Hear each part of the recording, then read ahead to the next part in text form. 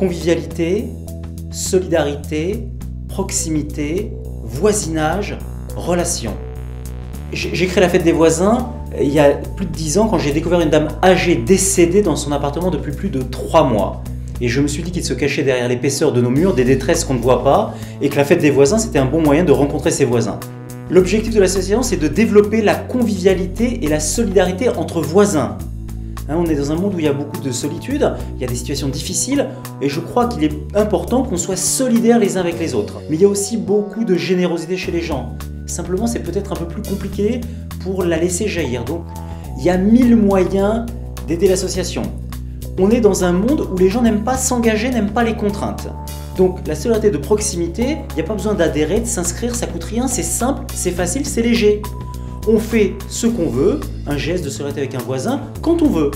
Et l'association, c'est une boîte à outils, une boîte à idées. Il y a 1000 manières de rendre service à un voisin, d'être attentif. Ça peut être de prendre son courrier quand il est en vacances, pendant l'été, de surveiller si la petite dame âgée n'est pas toute seule, de nourrir le chat quand le voisin est absent, de prêter sa perceuse, d'aller chercher un enfant à l'école, d'inviter les gens à prendre un repas pour se rencontrer.